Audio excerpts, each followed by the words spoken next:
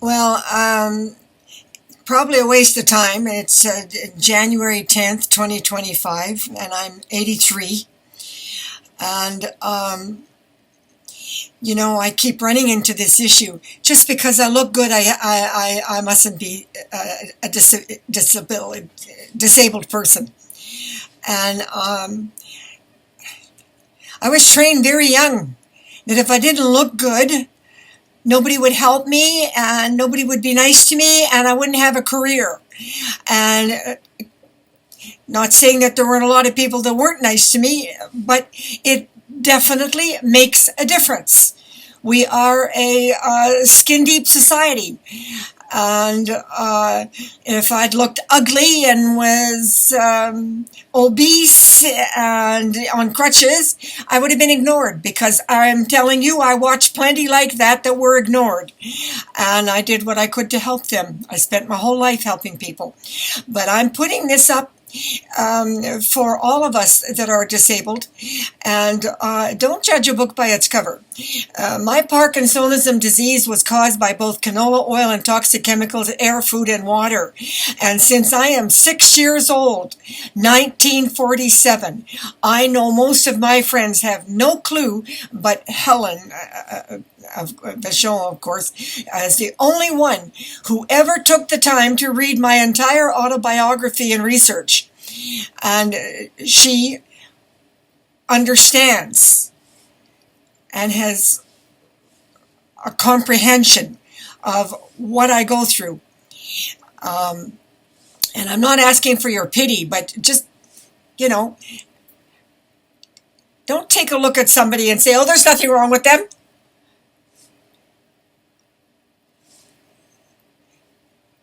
It's unbelievable. Just because I look good, look, flowers in my hair, earrings, pretty glasses, and a pretty top. But it's a camouflage. It's not hard to do if you're trained and know how to do it. But most people don't have a clue. They don't realize that that's all it would take. Even if you're 300 pounds, Alan used to dress smart and look good. And people were nice to him. Yeah. But if I had not learned to hide my crippling leg disability, I'd have never had a career. Being beautiful in the appearance of a perfect body gave me amazing careers that I would have never had, although I lost it all when I got the brain damage in 1984, and then when I was too sick to look good, and my doctors abandoned me and left me to die on the streets. Yeah, 23 years, my doctors. Yeah. Heartless monsters. Just didn't care. And I paid for a private disability that would have kept me in my house and everything. But I'm not going to go there. But I was never well. And I was blessed at the age of 4 to 5. The boy across the street was the same age, Ronnie Oystrick. He took care of me until I was 12, until I went to high school. And I did not have a lot of help in high school. I'm not even going to talk about it. It was 4 of the worst years of my life. But some of the teachers were kind to me, but it didn't really help. And then I got a great job with the mayor, and he was wonderful to me. But I was raped and tortured, and the violence, unbelievable, and right in my own home. And I'm not going to go there. But I had periodic times when my legs seemed stronger, but they were never perfect. And when they got strong enough, I worked my butt off, dancing and climbing and cross-country skiing and on a tricycle because I couldn't balance a two-wheeler. And I worked my butt off to keep my legs going. Stupid computer. Um, I worked really, really hard. And in 1968, I was very talented. No one trained me to dance. I could just pick it up like that. And I never could, I didn't have the strength to do like ballerinas do, but I could look good on stage, and I could glide and in rhythm, and I was asked to go with a show to Broadway. Boy, that was my dream. And right during rehearsals, my legs gave out and I collapsed and I fell to the floor, and that was the end of my dreams of being a dancer. But I had never been diagnosed, so I didn't know that this would be for the rest of my life. I kept thinking if I worked hard and I watched my diet and blah, blah, I could cure it. But it's not curable. And had I had a little information, I could have prevented a lot of it, but I didn't know. And our medical association was in the dark ages. There was more information in 1775 than we had in 1986. So, and I'm not alone. There's millions like me all over the planet. And we're poisoning the planet, and we're poisoning our children, and nobody cares. It's unbelievable. I don't know what it's going to take. But anyway, from there, I had careers where I made enough money that I bought houses, and it was my tenants from 1970 to 1984. I couldn't have survived without them. And they helped me with my groceries, and they helped me clean, and they took care of me. And I made sure that their rents was not unreasonable, so that it was worth it to them. So in a sense, I paid them. But they were good. Don't get me wrong. I was very blessed. I had wonderful tenants, and without them, I would have died a long time before I collapsed in 1984. And what I didn't know was that suddenly I couldn't read or write. I couldn't speak beyond the level of a 5-year-old child, and I couldn't comprehend what I was reading. I was like a robot. I would read it, but I had no idea what in my brain what I was saying, and I couldn't make a sentence. And I was a real estate agent, and my manager abandoned me, turned on me like a dirty shirt. And my mortgage broker friend of 23 years turned on me like a dirty shirt. So,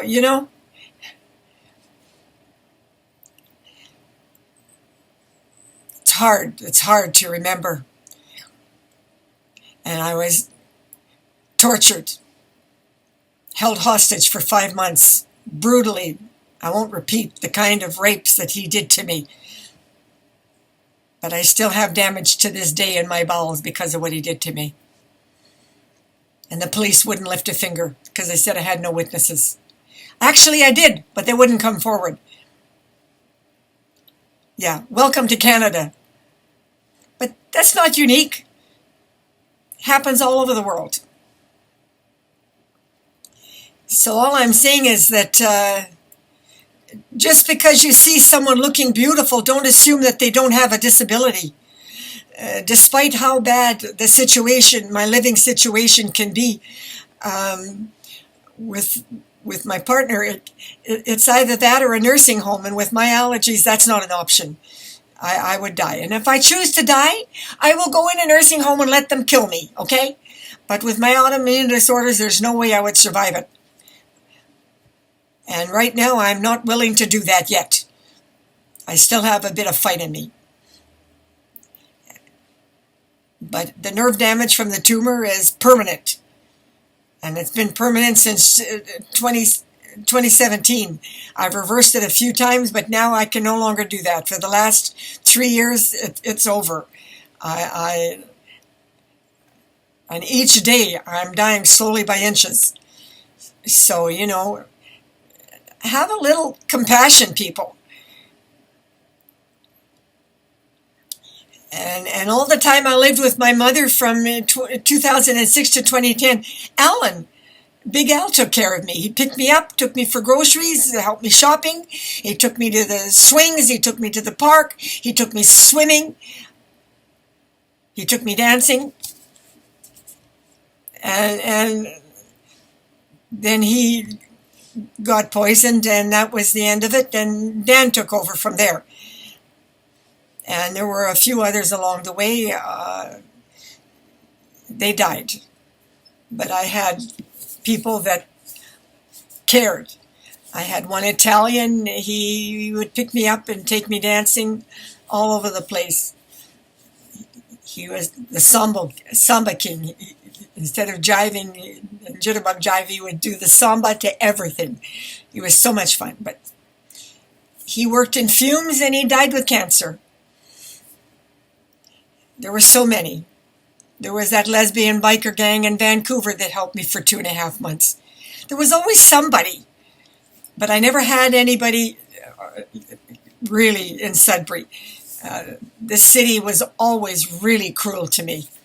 And now I've got Helen and I've got Dan, but I can't live alone.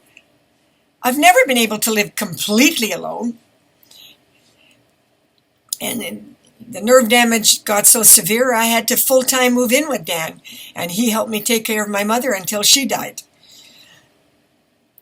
But someday I may go into a nursing home if I'm tired of fighting and let them kill me.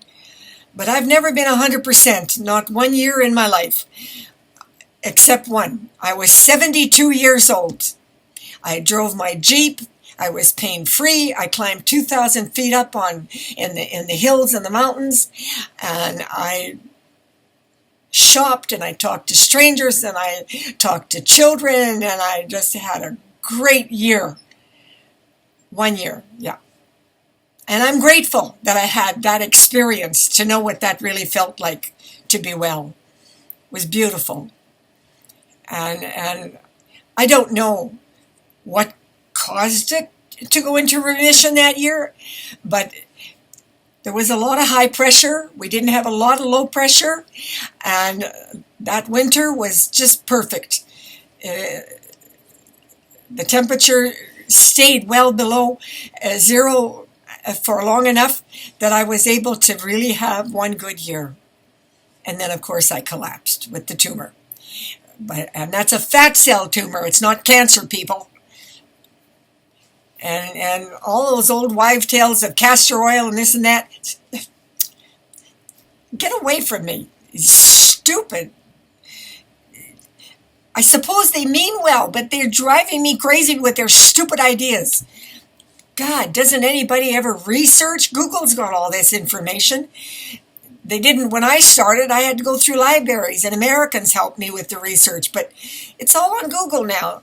I mean, smarten up, unbelievable.